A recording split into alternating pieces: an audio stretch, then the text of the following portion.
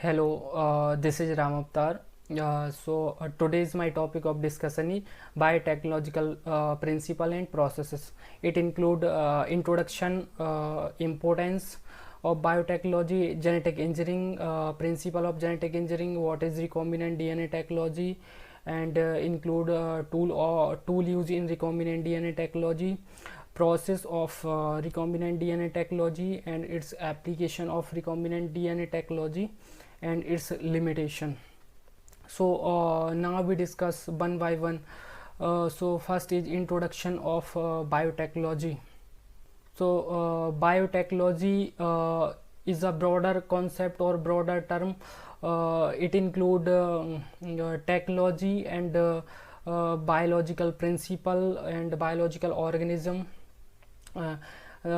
These technology modify the biological organism and produce a desirable product, and it's also used to modify genetic content such as DNA of the organism.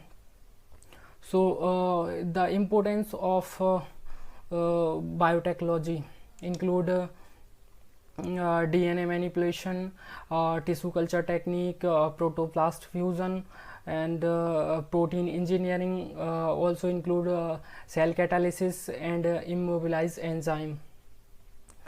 Discuss about what is genetic engineering. Process जिसमें कि हम किसी भी organism के gene को या तो edit करते हैं या फिर उसके जीन को मॉडिफाई करते हैं. It include different type of techniques such as CRISPR-Cas9 use for precise genome editing technology, and it is also use ZFN and TALEN. ZFN also called as Zinc. Now we discuss about tool use in recombinant DNA technology. यानी कौन कौन से हम tool use करते हैं so that कि recombinant DNA technology process को किया जा सके. वेक्टर एक कैरियर मॉलिक्यूल होता है जो कि स्पेसिफिकली डीएनए मॉलिक्यूल होता है जो कि फॉरेन डीएनए को होस्ट सेल में इंट्रोड्यूस करने के लिए यूज़ किया जाता है. Example of vector is plasmid vector such as PBR322 vector और YAC vector yeast artificial chromosome जो कि लार्ज डीएनए सेगमेंट को ट्रांसफ़र करने के लिए यूज़ किया जाता है. Third one is bacterial artificial chromosome. इसका भी वाइडली यूज़ किया जाता है जीन को ट्रांसफ़र करने में. Fourth one is viruses. जैसे बैक्टीरियोफेज वायरसेस का मेनली यूज़ किया जाता है डीएनए जीन ऑफ इंटरेस्ट को होस्ट में ले जाने के लिए. सेकेंड टूल जो कि रेस्ट्रिक्शन एंजाइम एक टाइप के एंजाइम ही हैं जो कि डीएनए स्ट्रैंड को एक स्पेसिफिक लोकेशन पर रिकॉग्नाइज करके उसको कट करते हैं. Third component is DNA ligase भी एक इम्पोर्टेंट एंजाइम है बायोटेक्नोलॉजी में जिसमें जो कि दो जीन को लाइगेट करने के लिए लाइगेट यानी गम के तरह जैसे कि गम नहीं होता दो चीज़ों को ज्वाइन करने के लिए वैसे ही एक डीएनए या जीन ऑफ इंटरेस्ट को हम जब प्लाज्मिड डीएनए में जोड़ते हैं तो उसमें ligase enzyme important role play करता है. मेनली यूज़ किया जाने वाला जो कि लाइगेज एंजाइम है वो T4 डीएनए लाइगेज एंजाइम हम मेनली बायोटेक में यूज़ करते हैं. Fourth one is selectable marker. Selectable marker भी एक इम्पोर्टेंट रोल प्ले करते हैं. जब हम ट्रांसफॉर्म कर लेते हैं तो जो बैक्टीरियल सेल जिसको हमने ट्रांसफॉर्म सेल जिस सेल को हमने ट्रांसफॉर्म किया है वो सेल ट्रांसफॉर्म हुई या नहीं हुई इसको हम रिकॉग्नाइज करने के लिए हम सेलेक्टेबल मार्कर का यूज़ करते हैं जो कि डिफ्रेंशिएट करते हैं रिकॉम्बिनेंट और नॉन रिकॉम्बिनेंट सेल को. रिकॉम्बिनेंट डीएनए टेक्नोलॉजी यानी कि पूरा का पूरा प्रोसेस क्या है रिकॉम्बिनेंट डीएनए टेक्नोलॉजी कैसे रिकॉम्बिनेंट डीएनए टेक्नोलॉजी वर्क करती है इसको हम अंडरस्टैंड करते हैं. इसके डिफरेंट स्टेज या स्टेप हैं जिसके थ्रू कोई भी रिकॉम्बिनेंट प्रोटीन या रिकॉम्बिनेंट मॉलिक्यूल को प्रोड्यूस किया जाता है. Now we understand these step.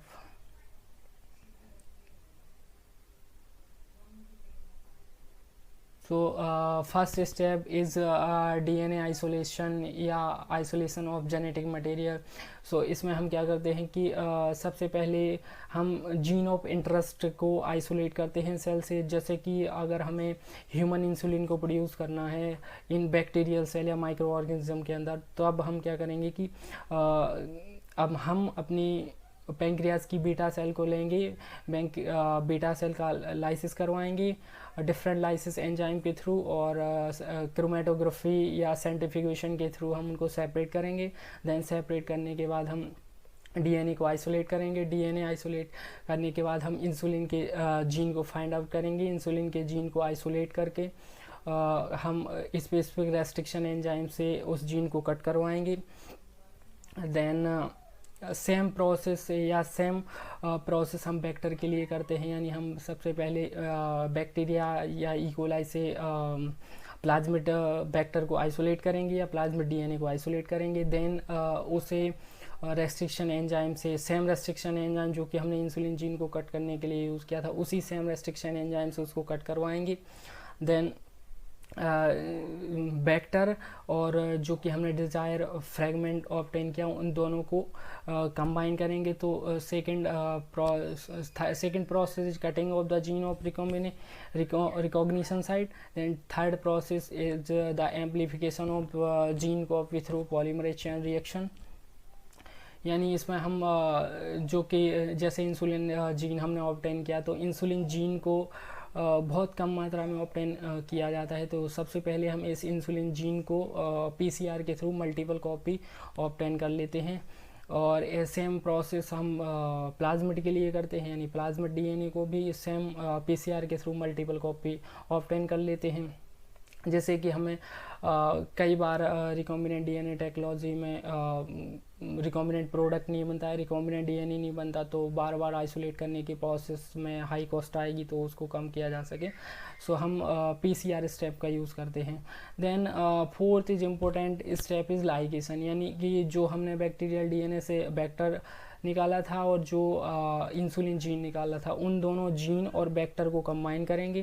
Then इस कंबाइंड डीएनए को हम बोलते हैं रिकॉम्बिनेंट डीएनए, यानी दो ऑर्गेनिज्म के कंबाइंड डीएनए को बोलते हैं हम रिकॉम्बिनेंट डीएनए।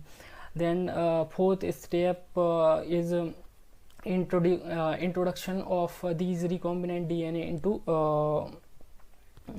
होस्ट सेल, यानी कि होस्ट सेल का मतलब वो सेल की जिसमें हम इस रिकॉम्बिनेंट डीएनए से बनने वाले प्रोडक्ट को एक्सप्रेस करवाना चाहते हैं।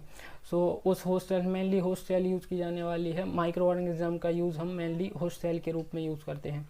सो हम इस फॉरेन डीएनए को हम इस रिकॉम्बिनेंट डीएनए को होस्ट सेल में इंट्रोड्यूस करवाएंगे।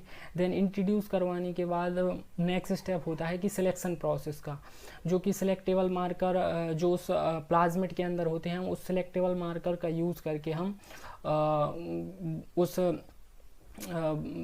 Recombinant and non recombinant host cell को डिफ्रेंशिएट करते हैं।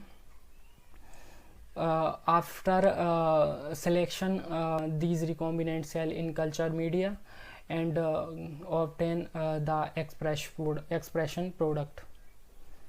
This is a complete process and diagram of recombinant DNA technology. So this one is E. coli cell, यानी ये है यही एक प्रकार का बैक्टीरिया है, जिससे कि हम इस प्लाज्मिड डीएनए एक double stranded circular DNA molecule हो जाए, जो कि सेल्फ रेप्लिकेट कर सकता है बैक्टीरियल सेल के अंदर। इसलिए हम इस प्लाज्मिड डीएनए का यूज़ करते हैं एज अ वेक्टर के रूप में। तो सबसे पहले हम बैक्टीरियल सेल को लाइसिस करेंगे, देन उससे हम प्लाज्मिड डीएनए को आइसोलेट करेंगे। देन सेम प्रोसेस हम ह्यूमन सेल, जैसे कि अगर ह्यूमन सेल से हम इंसुलिन जीन को आइसोलेट करना चाहते हैं तो हम उसको आइसोलेट करेंगे। देन प्रोसेस हम ह्यूमन सेल के साथ करते हैं, यानी कि हम इंसुलिन प्रोड्यूस करने वाली बीटा सेल को आइसोलेट करेंगे। देन उस बीटा सेल की लिसिस करके हम उस सेल से डिफरेंट सेंट्रीफ्यूगेशन या क्रोमेटोग्राफी टेक्निक के थ्रू हम इस जीन को आइसोलेट करेंगे। देन आइसोलेशन के बाद हम सेम रेस्ट्रिक्शन एंजाइम से इस जीन ऑफ इंटरेस्ट को कट करवाएंगे और सेम रेस्ट्रिक्शन एंजाइम से हम इस वेक्टर डीएनए को कट करवाएंगे। एक्सेसरी स्टेप करते हैं जिसमें कि हम पीसीआर टेक्निक का यूज़ करके इस जीन ऑफ इंटरेस्ट की मल्टीपल कॉपी ऑब्टेन करते हैं एंड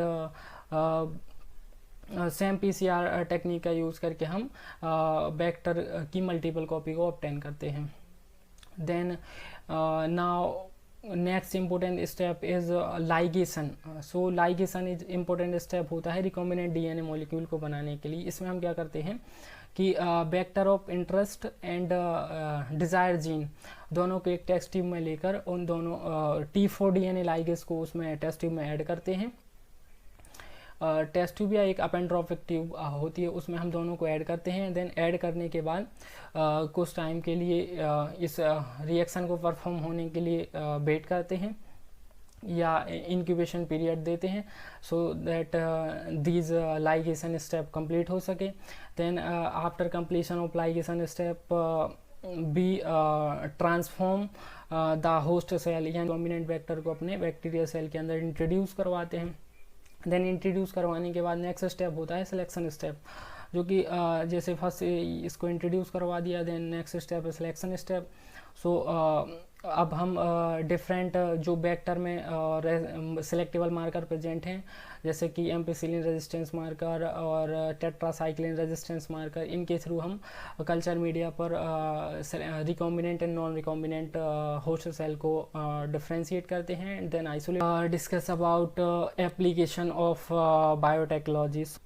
बायोटेक्नोलॉजी का यूज़ हर फील्ड में है, चाहे वो मेडिकल में यूज़ हो या फिर एग्रीकल्चर में हो या इंडस्ट्री में हो और डेयरी प्रोडक्शन या एनवायरमेंटल बायोटेक्नोलॉजी में हो। तो these are limitation of biotech. So we will discuss whole topic related to biotechnological process and engineering. Thank you so much.